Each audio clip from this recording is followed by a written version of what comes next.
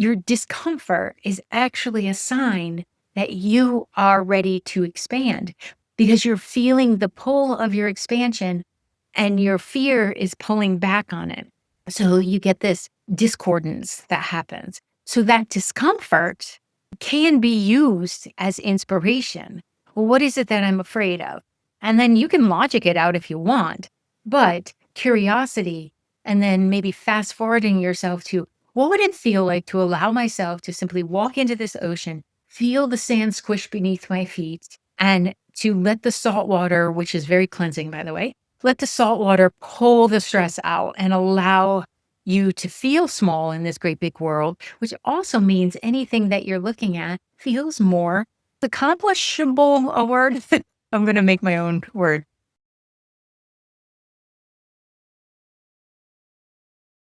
Well, welcome to Intuition, Your Success Compass. I'm Vicki Baird, your host and wisdom-led mindset coach. This podcast is where intuition meets strategy and mindset meets meaning. I help smart, successful humans stop overthinking and start trusting their inner wisdom because your clarity, self-surety, and next level life are already within you. With over 2 decades of coaching experience, a knack for systems, and a gift for spotting what's off, be it a saboteur thought or an out-of-alignment choice, I'm here to help you connect your brilliant brain with your soul's knowing.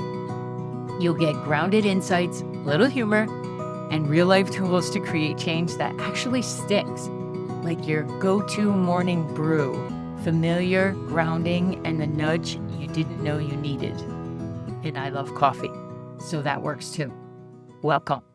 Well, hi there. Thank you for joining me for Intuition, Your Success Compass.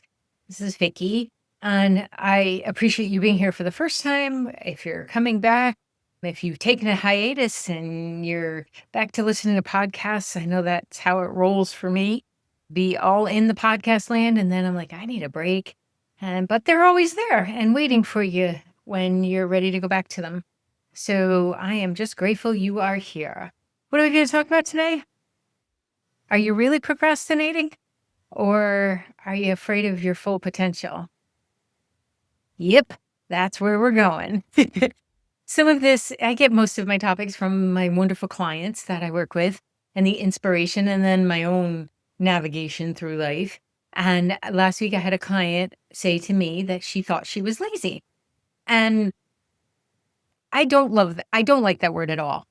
I don't think it applies to the majority of us. And if someone is calling themselves lazy, it's such a judgmental statement. And like when people say, I'm going to have a lazy Sunday, are you, or are you restorative? Are you resting?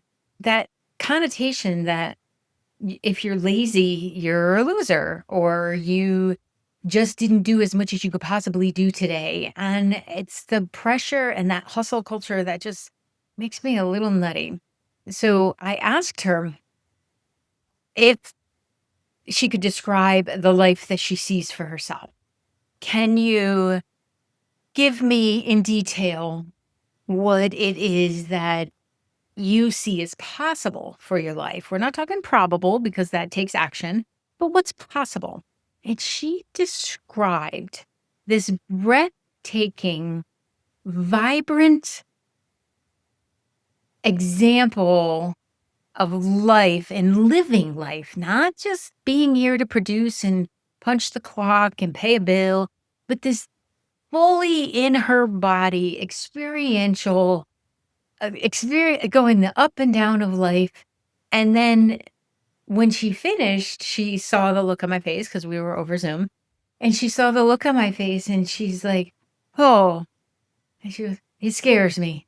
And I said, okay, now we're there. Now we have truth that I think I'm lazy was covering up. It scares you. I said, but so that means you're not lazy. Could it be, because I can't speak for someone else, that you're afraid of your own potential, like your own expandedness, your soul level knowing of what is possible for you, and yet you haven't experienced it in the physical yet? Could that be it? And the look on her face to have it articulated, to be able to put words to a feeling or, the judgment that she'd been carrying around for herself. And this was, I think, pivotal for her to be able to relax and to realize that she wasn't calling herself lazy, her inner critic was.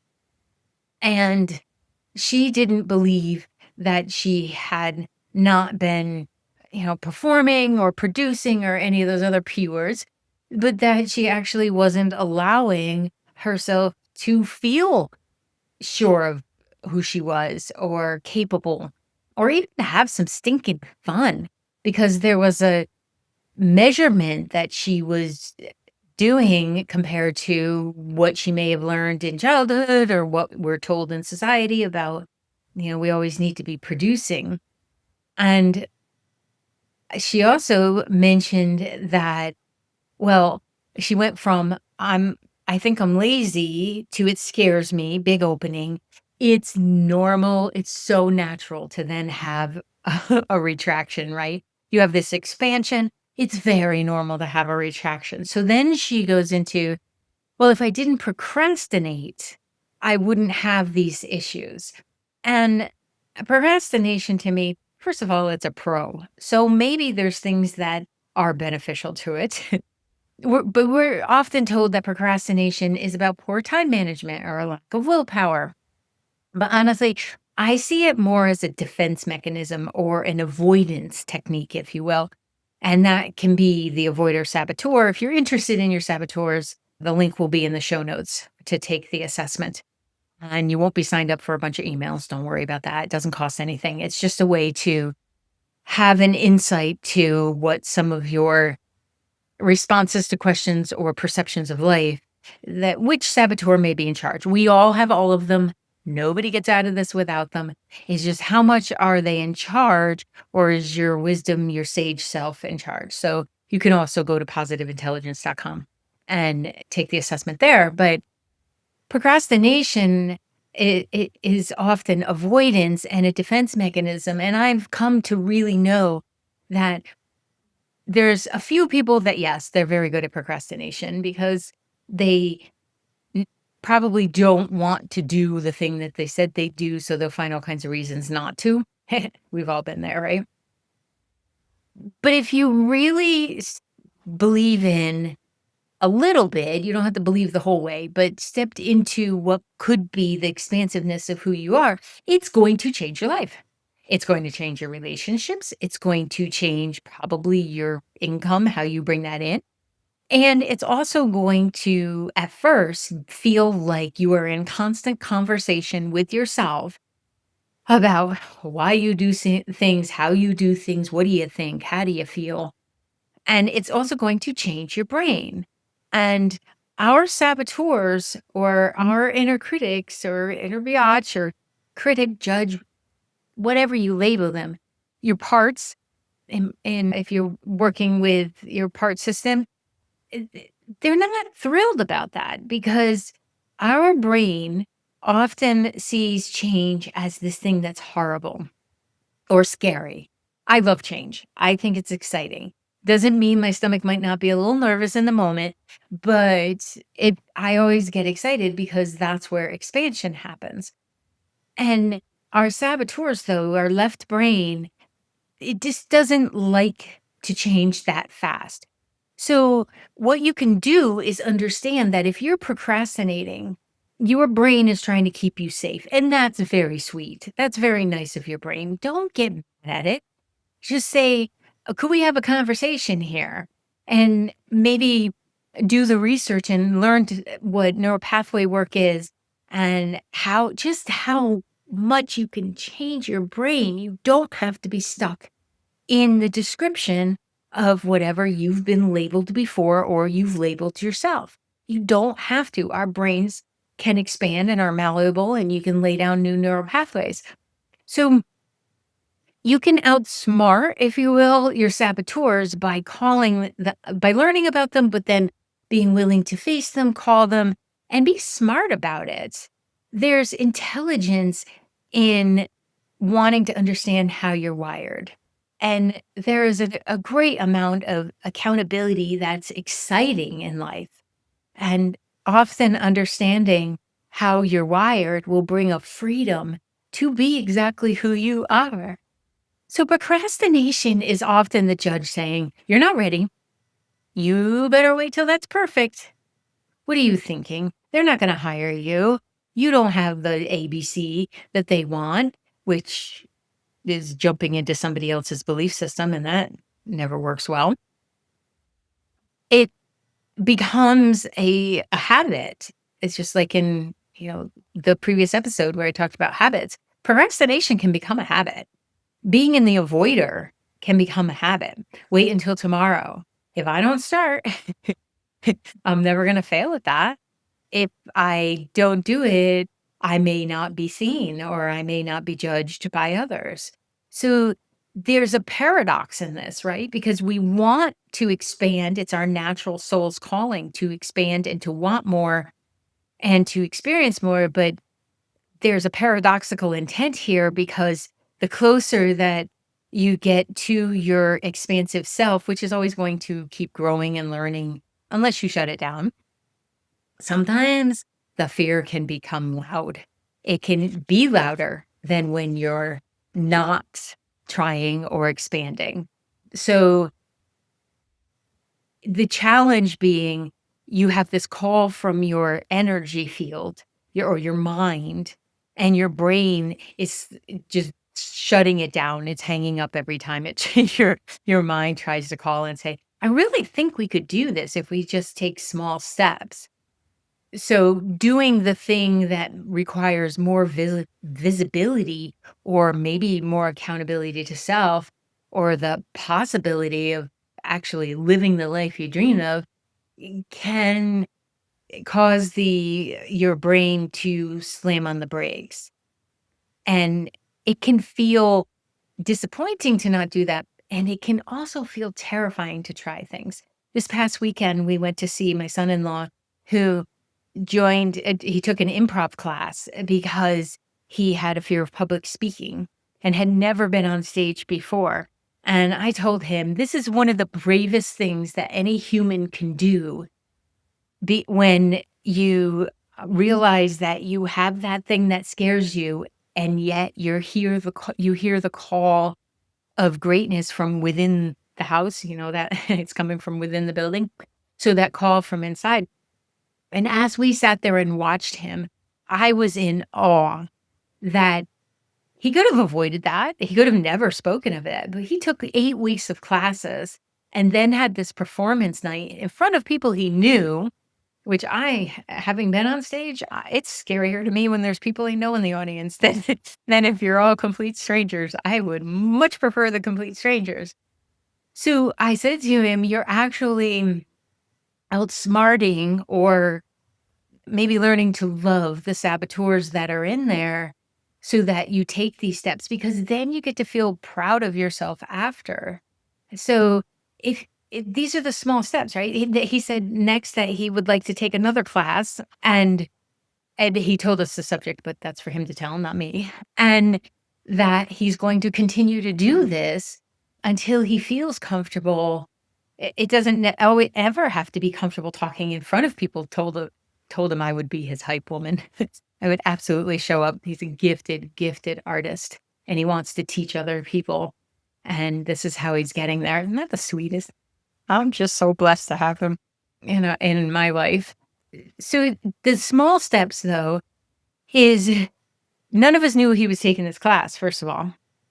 And then we find out a week before the performance. So he didn't have to share it. He didn't share it. He kept that close to himself. We do not have to post that we're trying these things that scare us. You can keep that close to self. If you want an accountability partner, well, choose somebody who is going to think you're amazing if you do it or don't do it, but this is just something else that adds to how beautiful you are. So if you want to, maybe you want to write a book of essays or you do want to have your own business, like the young man I talked to yesterday. We threw out a couple ideas and I said, okay, here are your first 3 steps. We talk about nothing else until those first 3 steps have been completed. And then we'll go a little bit further. Maybe you have to have an important conversation with someone because of the way that they've been acting, and it scares you to do that. When the stakes feel high, often we can go to that avoidance. So scrolling TikTok, running those errands, retail therapy, binging TV, suddenly that becomes the feeling that's so necessary. I have to do this.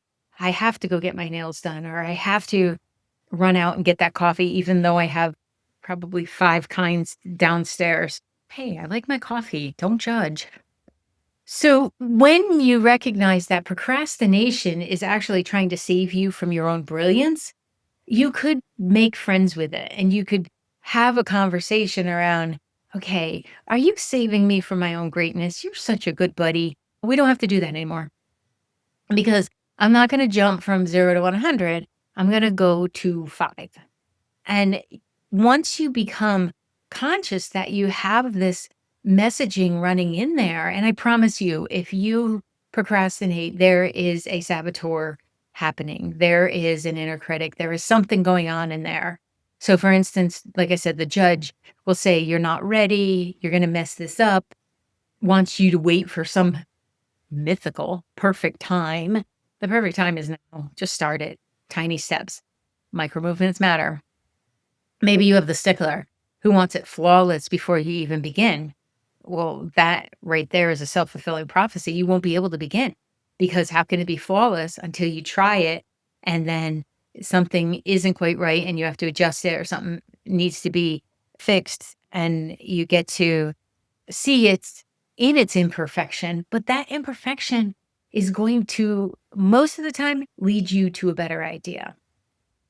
And the stickler can also get you in that paralysis analysis, which is fun to say, but not fun to be in, where all you're doing is analyzing and you're not taking the steps to actually have the conversation or to write that first essay or to sit down and really work out a business idea. You don't need a business plan. You don't have a business idea yet. You got to have the business idea first.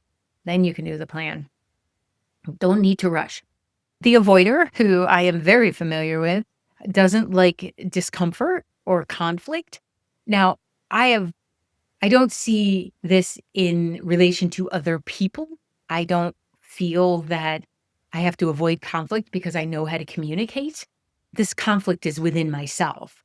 Like what I want, but am I willing to do what I feel like is necessary to get there? It just makes later feel safer. I'll do that at some point.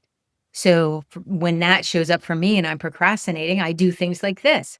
I find the subject matter that lights me up and I'm like, let's go record a podcast because that gets me into alignment or write a blog post or send an extra email out because that focusing allows my avoider to calm down and realize that we don't have to put things off. And it allows my wisdom side to get to expand, to grow, and to play. So perhaps you have the pleaser. Maybe you get so caught up in other people's needs, you don't even talk about what might be your own goal or desire because there's always something somebody else needs or wants, and you allow yourself to be distracted. That's a procrastination that's pretty prevalent in our society. I think in maybe all societies really, because we're human. But I see it a lot in the mothers and the grandmothers who are like, "I'll get to it." Well, I'm gonna say this to you point blank. You may never get to it if you keep putting other people first. You may always put that other person, people, family, their needs first. And you're if you have the benefit of having an exit that you're aware of, you're going to be looking on this in regret. It happens. So I'm trying to avoid that here. Hey, that's a good use of the avoider. Let's avoid regretting not showing up for ourselves later in life when it becomes more difficult. It could become more difficult. So all of this protection, it works like a security system that keeps you inside the comfort zone. But then that comfort zone begins to feel uncomfortable because within all of us is that desire to expand. And they're not doing it, your brain's not doing it because it doesn't like you or it doesn't believe in you. It's because they think safety, safety above all is the goal. And that was true when, well, it's still true in some circumstances, but it was very true in our Neanderthal brain, but our brain hasn't grown very much. Just because we grow in technology does not mean our brain has evolved. So what you can do is face these things, look at them, and question, if I were in my curiosity, if I was in, let's just toss some ideas around. What if we were in wonder or fascination and we had an excitement of whatever it is that you're talking about? You can quiet that voice that's trying to protect you through negativity, and you can raise up and tap into that intuitive knowing while using your right brain and your wisdom to see the possibility. So your left brain, your saboteurs are going to see a risk.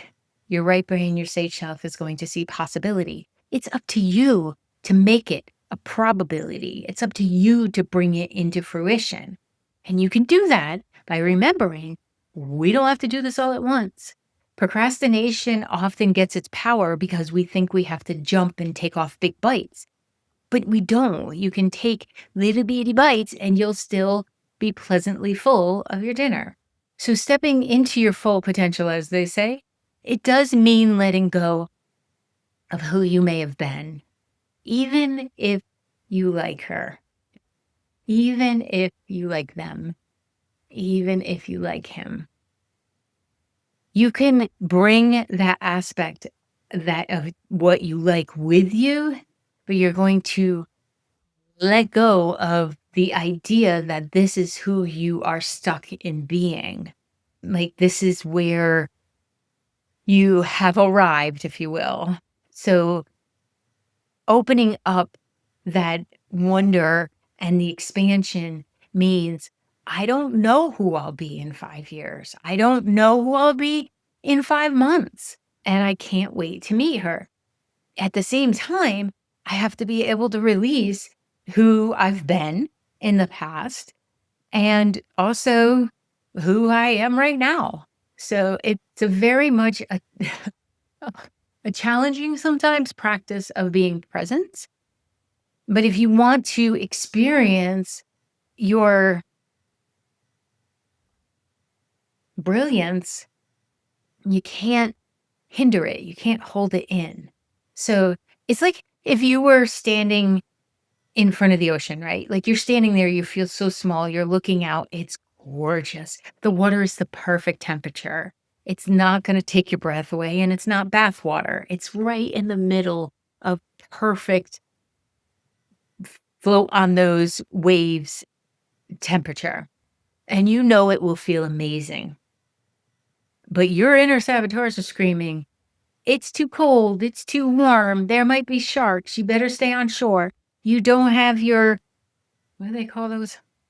Water shoes on, you might cut your foot. All these things that are coming up, they think they're protecting you and they're trying to keep you safe. But here's the irony. Your discomfort is actually a sign that you are ready to expand because you're feeling the pull of your expansion and your fear is pulling back on it. So you get this discordance that happens. So that discomfort can be used as inspiration. Well, what is it that I'm afraid of?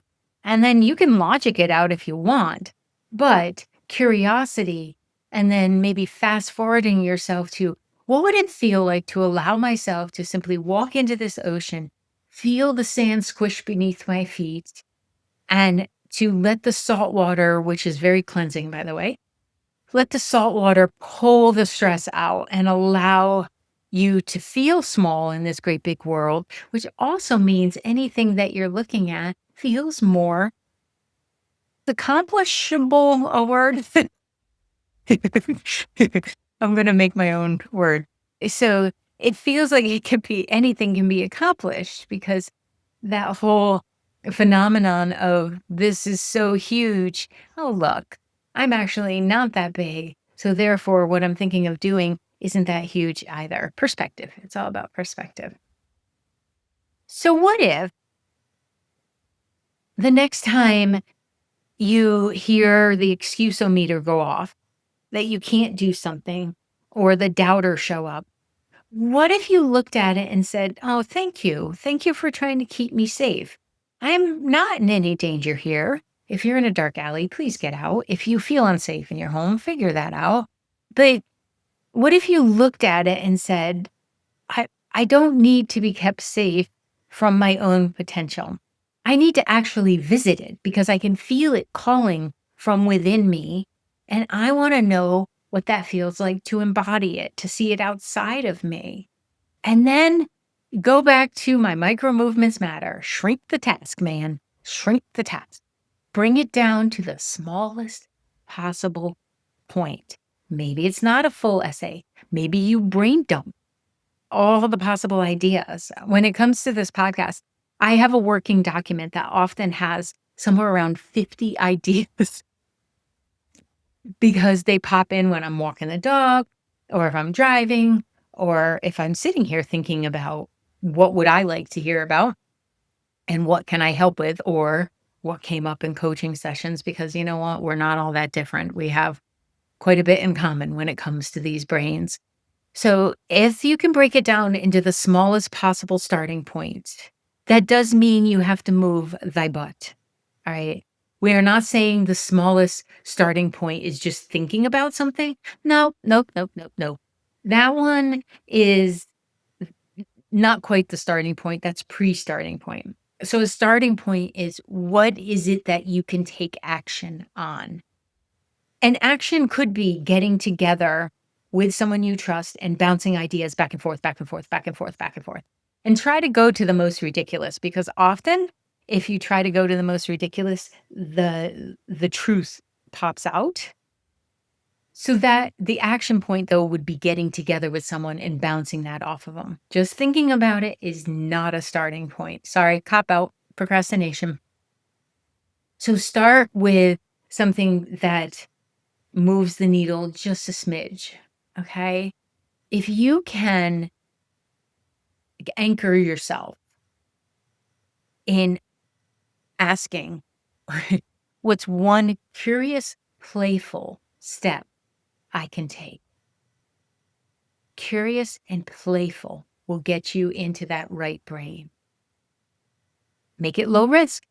Do not make this high risk. It's not a life or death mission there, my friend. We are talking about something so low that can be accomplished in, maybe an hour. Maybe you need to do some research about the type of business that you would like to have. Maybe there's someone you could interview in the profession you're thinking about going into. Maybe you maybe you sign up for an intro to sewing class because you really want to make fabulous bags or something and you don't know the first thing about loading a bobbin. Low risk experiment because you want the celebration to be there too. Because remember, every time you celebrate the micro movements or the micro wins, it reinforces on the right brain that yes, I did that. And then the critic or the judge inside of you becomes quieter because it knows that you have the courage or the bravery to keep trying something, to keep putting energy into it. So instead of saying I'm lazy, how about I feel like I'm bumping into the edges of my full potential?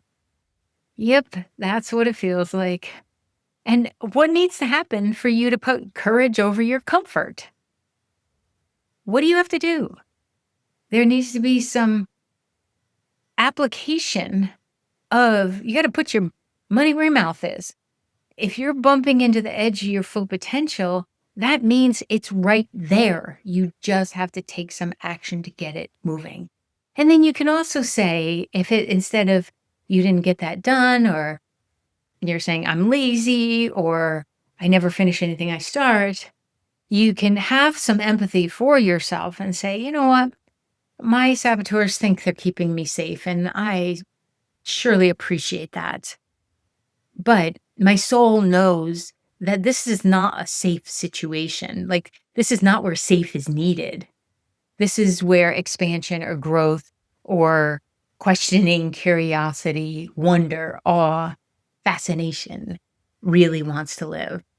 So, can you see how if you shift from a place of like self blame, the I suckness, into self awareness? Oh, my brain's doing that thing it does because, you know, thousands of years ago it needed to keep me safe. Oh, thank you, brain. We're working in this century, so come on forward. That self awareness will then lead to action. And you're likely never going to feel ready. You might feel sure, you might feel mm, aligned with or ready to. But the goal isn't to feel so completely convinced of an idea that then you start. No, it's to start it when you're not, because then you get to experience the joy along the way, how things got better and better and better. And you didn't see that coming. So procrastination will sometimes dress up as a busyness. I would get to that, but I'm just too busy. I can't do that. I had to do this, this, this, and this. Those things may be true, but I want to look at your phone. Give me your phone. Hand it over. Hand it over. I'm going to look at the screen time thing and I'm going to see how long were you on there. Because if it's any more than, let's say, an hour and a half for the day, because sometimes I forget to close an app and it counts it. If it's any more than an hour and a half in the day, you do not get to tell me that you are so busy that you can't get something done. Because that's just the excuse-o-meter that's going to go off in my head. And funny thing that happens with me is if somebody's giving me an excuse, my head feels like there's a swarm of bees around it. But if they're telling me a truth, if they're saying, I didn't get to this because my week was so crammed, if I feel it in my body, I'm like, wow, wow, you really did have a week, didn't you? So you can build that BS detector for yourself, right? Like that excuse-o-meter, you can feel it out because procrastination will dress up as busyness and busyness will look like scrolling. I have to know this next thing. I have to research this. No, you don't. No, you don't. No, you don't. If you want to have the life that is the one that's calling from inside of you, you have to be willing to say no to some things that are just time sucks. So let's do that. Why don't you identify one area where you've been procrastinating and have this be a pro in your life? Have this be a gift or a skill that you're creating for yourself. And if you can, name that saboteur that's involved. Maybe you take the assessment and read the descriptions or join me for one of my programs. Just take one tiny step this week, okay? And have that tiny step be the one that contributes to what it is that you would like to create. So like I said about the gentleman I talked to yesterday, great idea for a business, but we can't just talk about it. We have to then take steps 1, 2, and 3. You are already at your potential, right? Like it's already there. You're just not seeing it because of the steps that might be necessary in order for you to see it. Maybe there's a belief in self that needs to show up. So I firmly believe that we have already expanded and we're doing the steps or connecting with and aligning with our soul so that we get to experience them. And it's not as scary as your brain would have you think. It's actually quite amazing. And I want you to experience that. And then I would love for you to also identify if your brain says, oh, you're procrastinating, have a conversation with it.